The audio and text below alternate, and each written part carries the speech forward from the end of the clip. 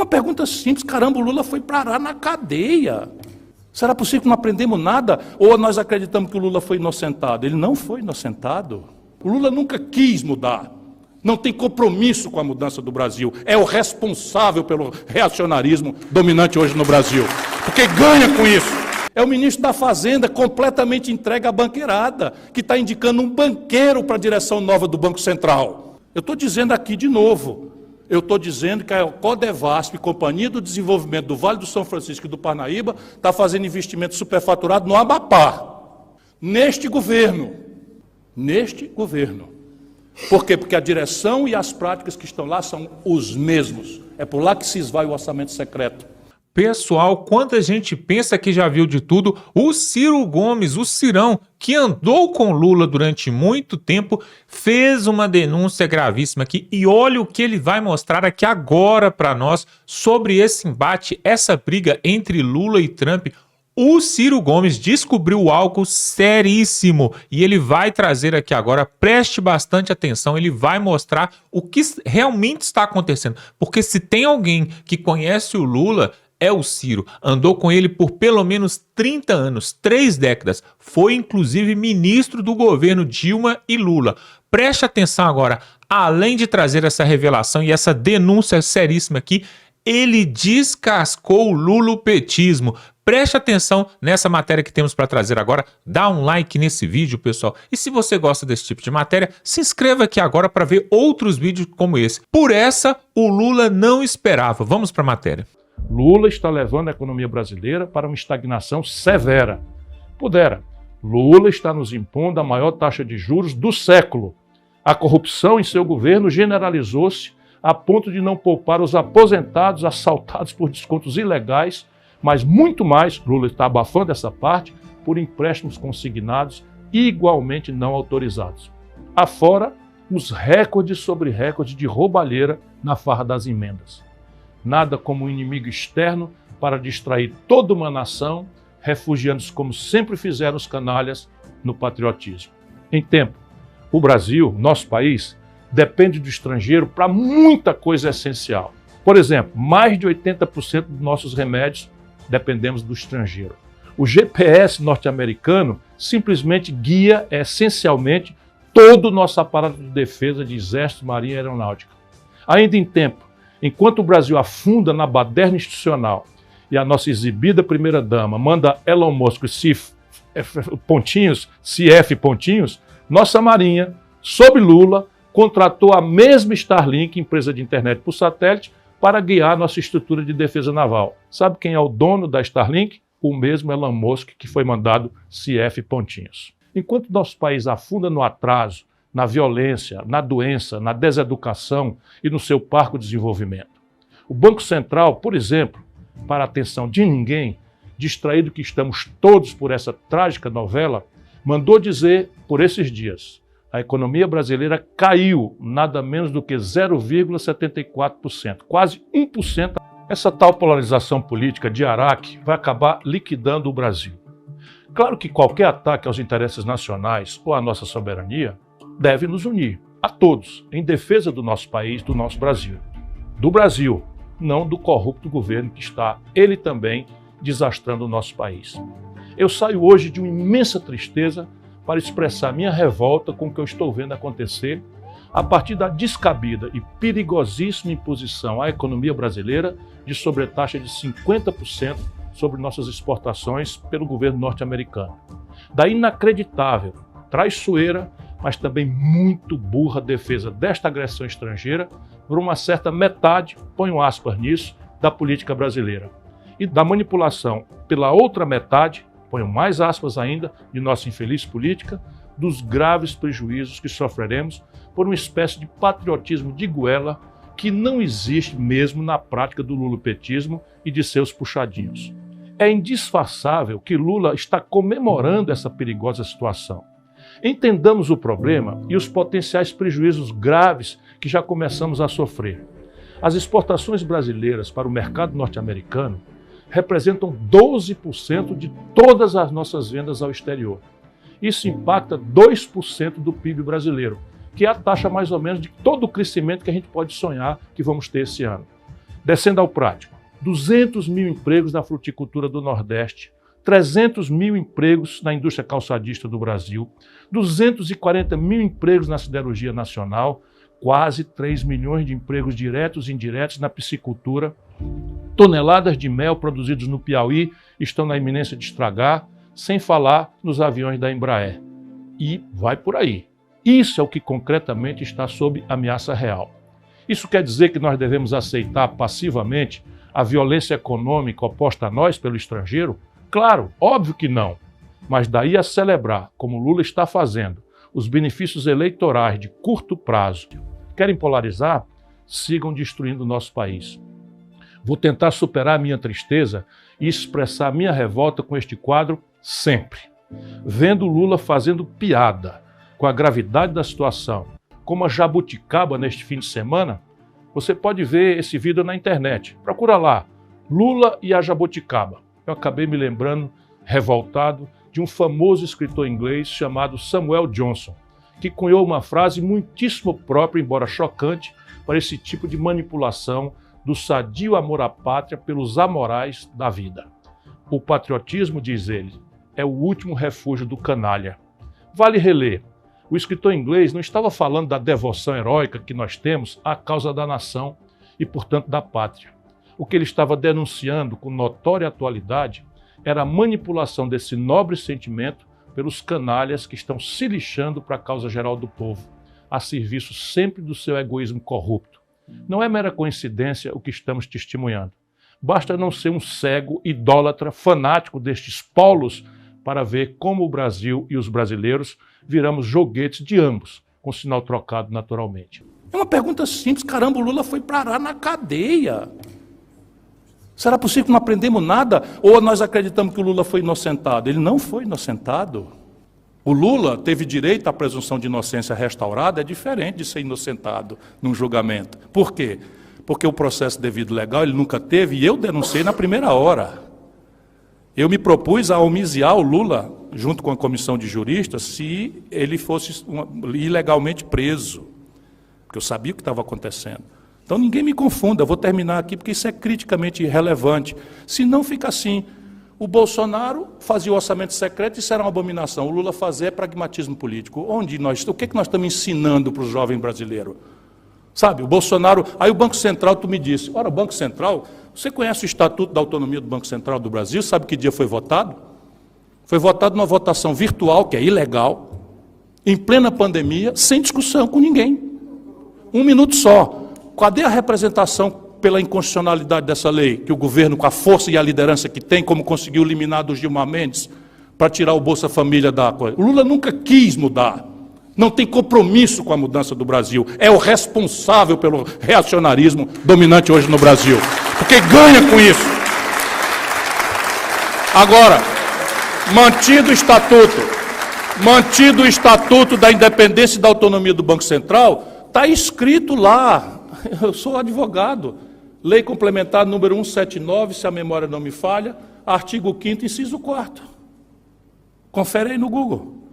Diz lá. Cabe ao presidente da República demitir o presidente e a direção do Banco Central, caso ele não cumpra as metas que cumpriu. O Banco Central brasileiro não cumpriu a meta de inflação do ano passado, não cumpriu a do ano atrasado, a razão de direito e de fato está dada para a demissão.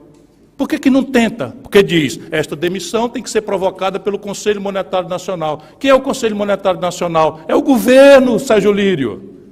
É o ministro da Fazenda, completamente entregue à banqueirada, que está indicando um banqueiro para a direção nova do Banco Central.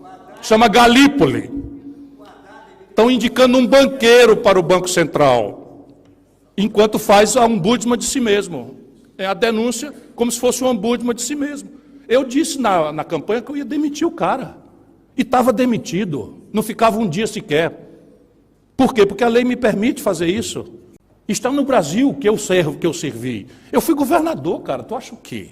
Que não tem deputado corrupto no Ceará? Vai ver se eu estou envolvido em algum escândalo. Vai ver se eu financiei deputado, se eu empoderei deputado. Nós fizemos o oposto.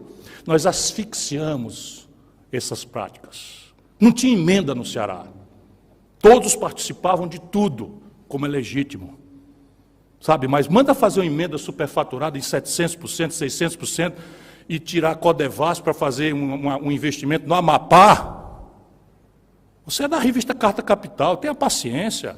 Eu estou dizendo aqui de novo, eu estou dizendo que a Codevasf, Companhia do Desenvolvimento do Vale do São Francisco e do Parnaíba, está fazendo investimento superfaturado no Amapá. Neste governo. Neste governo. Por quê? Porque a direção e as práticas que estão lá são os mesmos. É por lá que se esvai o orçamento secreto. O Estado é sempre um melhor gestor que a iniciativa privada ou existem situações em que a gestão privada pode se mostrar como uma melhor opção? Não, o Estado não necessariamente é um bom gestor. Por regra, eu até sou capaz, como um grande gestor do Estado, grande no sentido de grande experiência, embora, estou me apresentando, eu tenha sido o prefeito de capital melhor avaliado do Brasil, na minha época, pelo Datafolha e pelo Ibope, e o governador de Estado com melhor avaliação também do país, nas duas experiências como gestor. Mas, estou falando isso porque com essa vivência eu posso lhe dizer que, por regra, o Estado não é o melhor gestor.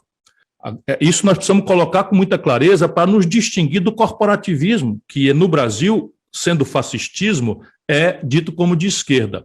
Portanto, essa autopiedade, essa passar pano para as deformações do serviço público não está no meu universo de valores. Agora, repare, o que nós não podemos é afirmar isto ou aquilo com base em preconceito. Então, vamos entender concretamente. Telefonia. Qual é o problema de privatizar a telefonia, de entregar a iniciativa privada? Qual é a razão para isso? A razão para isso é a ciclagem tecnológica freneticamente veloz. O que é bom hoje é o maquinário, as estruturas, os computadores, os softwares. Não vale mais nada daqui 15 dias, daqui um mês, daqui um ano. E nem sempre o Estado tem a velocidade necessária, porque há legislações razoáveis, como licitação, sustentabilidade ambiental, licenciamento, uma série de questões que fazem com que o Estado necessariamente seja um pouco mais lento, e é o preço que se paga por moralidade, por decência, por controle da sociedade, das suas instituições, sobre o manejo do dinheiro público. Mas, nesse setor... Segundo, é um setor de muito fácil competição. Terceiro, é um setor em que a tecnologia é inacessível para o Estado, sob o ponto de vista da pesquisa, o Estado sozinho. Então, não vejo problema nenhum em privatizar. O problema é que há privatizações e privatizações. Você privatizou a telefonia no Brasil e deixou formar um cartel. Resultado prático, é privatizado, melhorou muito a oferta do serviço, mas o brasileiro não sabe, paga hoje a maior tarifa de telefonia do planeta Terra. E ainda tem uma tarifa indexada a dólar. Ou seja, está subindo todo dia a tarifa de telefone, porque o dólar sobe todo dia. E por que está acontecendo? Porque não tem competição. Ou seja, você privatizou, não tinha nenhum problema em privatizar, mas a regulação é falha, é precária, permitiu o oligopólio, e o oligopólio é o quê? Elimina a concorrência e oferece serviços precários com preços crescentemente altos impunemente. Portanto, aqui o problema não é privatizar ou gestão, a gestão é ruim. O campeão brasileiro de reclamações nos PROCONs e DECONs do Brasil são as companhias telefônicas. Depois, as companhias elétricas. Então, distribuição de energia elétrica. Não há problema nenhum em privatizar. A distribuição não há problema nenhum em privatizar para nós que temos a compreensão do socialismo democrático ou da social-democracia. Porque há muitas vantagens, não é? Porém, de novo, não tem concorrência. Portanto, a regulação tem que ser diferente. Privatizaram. A matriz energética mais limpa e barata do mundo é a brasileira. Nós já terminamos o ciclo de amortização dos investimentos das grandes hidrelétricas e a energia devia estar barateando. É a energia elétrica mais cara do mundo. Por quê? Porque não tem concorrência, o marco regulatório é frágil e as agências reguladoras foram corrompidas. Então, aí é a defeituação. Agora, petróleo. No mundo do petróleo, Gabriela, não existe opção. Ou o país mantém estrategicamente o petróleo sob controle estatal, ou ele se entrega ao cartel de Sete Irmãs, que são um cartel de forte concentração no mundo rico, basicamente Inglaterra e Estados Unidos, que tem ingerência política instantânea, apesar de serem companhias privadas, mas operam em sintonia com seus relativos governos, estrategicamente, geopoliticamente e até sob o ponto de vista bélico. No caso do Brasil, por que razão nós iríamos privatizar como eles estão fazendo? Nenhuma razão há. E o caminho da privatização, o povo brasileiro já está experimentando. Qual é? Ao invés de eu cobrar do povo brasileiro o petróleo, os derivados, gasolina, querosene de aviação, gás de cozinha, pelo custo da produção em real, mais um lucro razoável que um plano de gestão publicamente anunciado pudesse fazer, eu estou cobrando pelo preço de oportunidade do petróleo, se eu vendesse em Roterdã, especulativamente, ou do preço da gasolina que eu importo dos Estados Unidos em dólar. Concretamente, essa é a tragédia de um país que não tem estratégia. E aí eu concluo. Como é que a gente define, portanto, quem faz o quê? É debatendo um projeto nacional de desenvolvimento. É a minha obsessão. Eu escrevi um livro, felizmente frequentou aí por 15 semanas o livro mais vendido do Brasil, sinal que pelo menos tem uma juventude lendo, né? Basicamente, um projeto nacional é um plano que define o que é que nós somos, quem somos, quais são os nossos problemas, o tamanho deles, define um objetivo, estabelece um prazo para esse objetivo ser cumprido, define a orçamentação, quanto custa, os políticos odeiam falar isso, é preciso que o povo exija, quanto custa esse negócio aí, não é? E quem vai pagar essa conta, porque politicamente a conta tem que ser distribuída de forma equilibrada, e no Brasil só se cobra imposto de classe média e pobre. Você, se for decentemente remunerada, paga 27,5% de imposto de renda na fonte no Brasil. E quem ganha lucros e dividendos empresariais não paga nem um centavo. Para pouquíssimos acionistas minoritários, ou majoritários, ou famílias, e essas pessoas não pagaram um centavo de imposto. Só o Brasil e a Estônia não cobram. Eu cobrei quando fui ministro da Fazenda. E para vocês verem como é tudo igual, o Fernando Henrique revogou, o Lula manteve revogado, a Dilma manteve revogado, o Michel Temer manteve revogado, o Bolsonaro manteve revogado. É aí que está o buzile. Se eu quero oferecer educação para o povo, eu tenho que dizer quanto custa para eu melhorar salário, capacitar os professores, melhorar a estrutura física, não é? Sabe, fazer a jornada dobrar, isso significa grana. E para isso eu tenho que dizer quanta grana é e dizer de onde vem o dinheiro. Pois bem, um plano vai definir também pela lei do menor esforço, quem faz o quê melhor no prazo que eu me determinei. E aí você aclara de forma lúcida qual é o papel do Estado, qual é o papel do capital nacional, cuja contabilidade é em real, que a gente imprime, e qual é o papel do capital estrangeiro, cuja contabilidade é em dólar, que a gente não imprime. E isso está interditado no Brasil por absoluta transgressão ideológica. E Ciro, quando você fala em justiça social, e você falou muito na sua fala até agora, eu quero saber quanto que a gente vai interferir na propriedade privada, porque você sabe, esse é um medo que circula no Brasil, né? Quando a gente ouve, você falou, a direita bolsonarista sempre vai falar que eu sou comunista, e aí qualquer pessoa que fale em justiça social no Brasil vai ser acusada de ser uma pessoa que não respeita em nenhuma medida a propriedade privada, então por isso a pergunta. Veja, em linha com a doutrina social da Igreja, a Rerum Novarum, o Concílio Vaticano II, a Constituição Brasileira de 1988, afirmou a função social da propriedade. Ou seja, nós afirmamos, e eu reafirmo isso como um valor, a propriedade privada é um valor protegido pela Constituição Brasileira e não está alcançável por nenhum arbitrário, porque os tribunais devem vigiar a boa observância da Constituição. Mas a Constituição determina que a propriedade deve ser exercida como a sua função social. Então vamos no claro aqui, vamos no concreto e no prático. Eu tenho um estoque de terras ociosos que pertence a um fulano de tal, não é? E tem 1 milhão de famílias com fome querendo trabalhar na terra.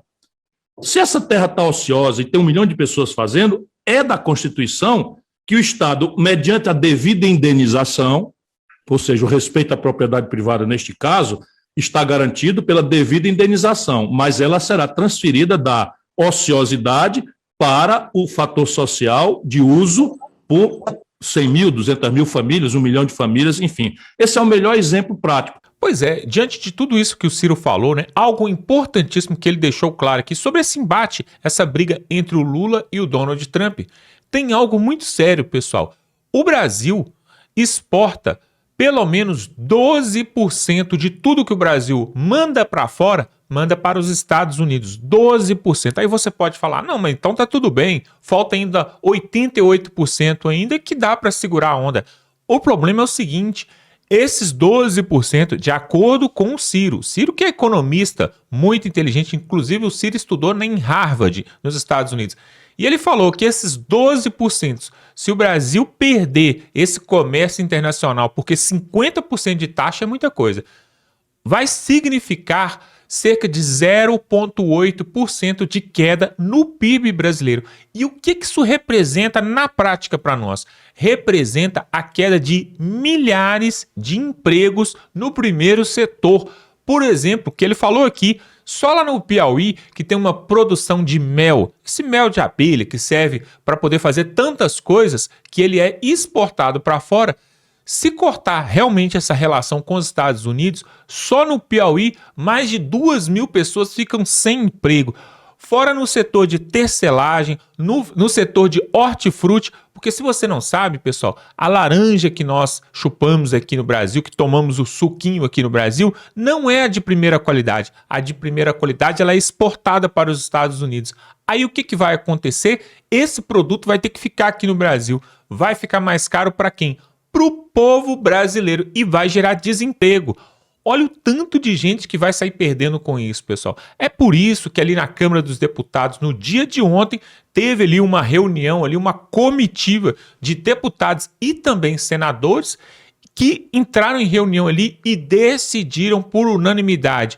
Os deputados e senadores de direita e até alguns de centro decidiram que a principal pauta ali do Congresso Nacional hoje, pelo menos para a direita, é o impeachment do ministro Alexandre de Moraes. Eu quero que você coloque aqui nos comentários o que você acha disso. Será que dessa vez vai sair do papel? Será que dessa vez vão conseguir realmente essa causa? Por quê? Pessoal, alguém precisa parar essa situação. Agora já passou de todos os limites.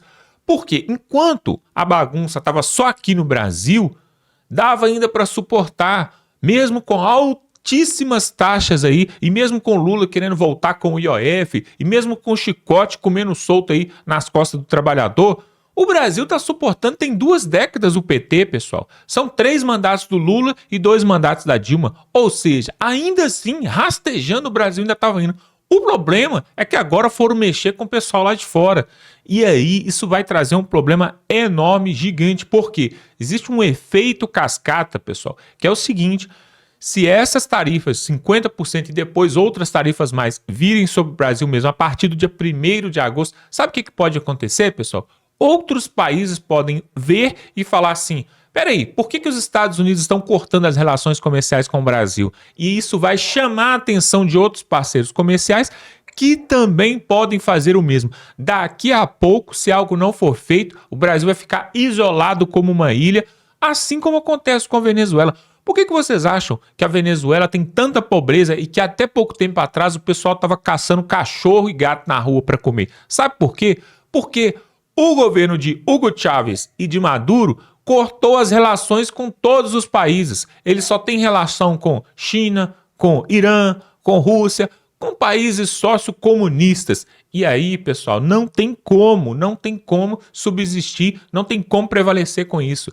Na verdade, o que o Lula quer é fazer um sufocamento da economia do Brasil para que o Estado fique cada vez mais inchado e domine sobre o povo. Isso aconteceu lá em Cuba, aconteceu na Venezuela, em Nicarágua, em todos os países que adotaram comunismo, sociocomunismo, aconteceu da mesma forma. Agora, a nossa esperança, a nossa expectativa é de que o povo possa acordar e assim como o Nicolas Ferreira falou ali ontem, assim como também outros deputados falaram durante a coletiva ali, inédita que foi prestada ali para a imprensa, que o povo acorde, vá para as ruas, que o povo acorde aqui mesmo nas redes sociais. Você pode fazer seu papel, por exemplo, pegando o link desse vídeo, compartilhando no grupo do WhatsApp, no grupo da família. Você não sabe como que faz? É muito simples. Aqui embaixo tem um botão escrito compartilhar. Só você rolar a tela do seu celular aí para baixo, está escrito compartilhar. Você clica em compartilhar, vai abrir uma outra janelinha. E ali tem o link do WhatsApp, tem o símbolo do Facebook. É só você clicar ali e mandar este vídeo que você está vendo com essas verdades do Ciro. Manda para o grupo da família, para o grupo do trabalho, manda para os parentes, para onde você quiser. Sabe por quê, pessoal? O povo precisa acordar antes que seja tarde demais. Ainda há uma pequena chance de nós ficarmos livres aí dessa ditadura que nós vivemos, porque não existe mais democracia, existe sim ditadura.